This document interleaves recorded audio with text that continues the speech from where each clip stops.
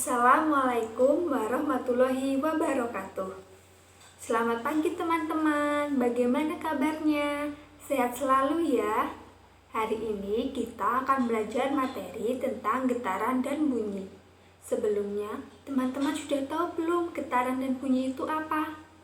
Untuk lebih jelasnya, kita simak video berikut yuk. Pengertian getaran adalah gerak bolak-balik secara periodik melalui titik keseimbangan. Contohnya yaitu gerakan bandul pada jam dinding berbandul, senar gitar yang dipetik, sayap serangga ketika terbang, dan masih banyak lagi. Sebelum memahami lebih lanjut, teman-teman harus paham terlebih dahulu tentang konsep getaran. Dari gambar tersebut ada gambar bandul. Setiap bandul itu ada hurufnya A, O, dan B. Titik O merupakan titik keseimbangan. Maaf ya teman-teman, terdapat kesalahan penulisan. Itu sebenarnya titik keseimbangannya itu titik O, bukan titik B. Kemudian satu gerakan penuh bandul yaitu dari gerakan A, O, B, O, A. Kemudian jarak A ke O dan jarak O ke B disebut amplitudo. Amplitudo merupakan simpangan terjauh atau terbesar dari titik keseimbangan. Jenis-jenis getaran dibagi menjadi dua, getaran bebas dan getaran paksa. Getaran bebas adalah getaran yang terjadi saat sistem mekanis dimulai dengan gaya awal yang bekerja pada sistem itu sendiri. Setelah itu, benda dibiarkan bergetar secara bebas. Contohnya ketika kita menarik bandul sedikit ke kanan, lalu dilepaskan dan dibiarkan hingga berhenti. Lalu getaran paksa, yaitu getaran yang terjadi saat gerakan bolak-balik yang disebabkan oleh adanya gaya luar yang secara paksa menimbulkan getaran pada sistem. Contohnya getaran rumah yang roboh ketika gempa bumi.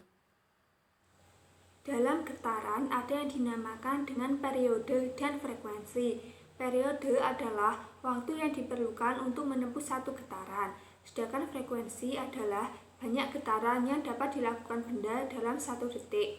Periode dilambangkan dengan huruf T besar, sedangkan frekuensi dilambangkan dengan huruf F. Gelombang adalah gerakan yang merambat melalui suatu medium atau zat perantara. Berdasarkan mediumnya, gelombang dibagi menjadi dua, yaitu gelombang mekanik dan elektromagnetik. Gelombang mekanik adalah gelombang yang dalam perambatannya memerlukan medium, contohnya gelombang pada tali, gelombang air, gelombang bunyi, dan gelombang pada selingki. Kemudian gelombang elektromagnetik, yaitu gelombang yang dalam perambatannya tidak memerlukan medium, contohnya yaitu gelombang cahaya, gelombang radio, gelombang radar, dan sebagainya. Berdasarkan arah rambatannya, gelombang dibagi menjadi dua, gelombang transversal dan gelombang longitudinal. Yang pertama, gelombang transversal adalah gelombang yang arah gerakannya tegak lurus terhadap arah rambatannya. Contohnya pada gelombang tali dan gelombang air atau ombak. Bagian gelombang transversal terdiri atas puncak gelombang, yaitu huruf B dan F, dasar gelombang huruf D dan H, bukit gelombang huruf A, B, C, lembah gelombang huruf C, D, E, amplitudo gelombang yaitu huruf B dan B aksen, panjang gelombang atau lambda huruf A, B, C, D, E. Panjang satu gelombang terdiri dari satu bukit dan satu lembah.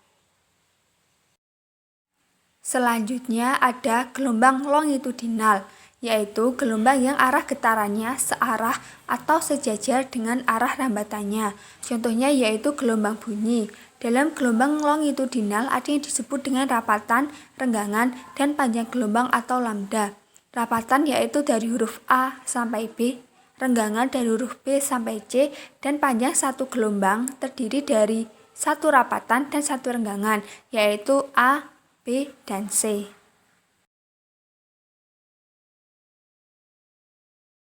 Selanjutnya ada bunyi yang timbul karena adanya sumber yang bergetar dengan getarannya yang merambat akibat suatu gelombang.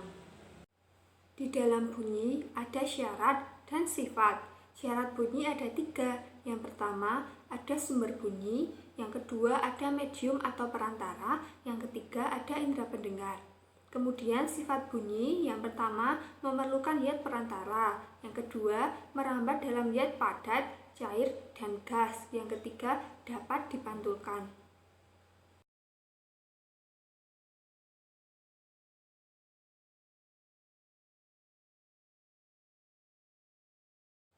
Jenis-jenis bunyi dibagi menjadi 3, yaitu ada audiosonik, infrasonik, dan ultrasonik. Audiosonik merupakan bunyi yang dapat didengar oleh manusia, frekuensinya antara 20 sampai 20.000 Hz. Kemudian ada bunyi infrasonik, yaitu bunyi yang frekuensinya di bawah 20 Hz. Bunyi ini dapat didengar oleh binatang, contohnya anjing, lumba-lumba, kelelawar, dan binatang lainnya. Kemudian ada ultrasonik, yaitu bunyi yang frekuensinya di atas 20.000 Hz. Bunyi ini digunakan untuk mengukur kedalaman laut. Selanjutnya ada resonansi. Resonansi adalah peristiwa ikut bergetarnya benda lain yang berfrekuensi sama dengan sebuah benda yang bergetar. Contohnya ada resonansi pada bandul. Ketika bandul A digetarkan, maka bandul C akan bergetar juga, tetapi bandul B dan D tetap diam. Adanya resonansi tentu memiliki manfaat dan kerugian.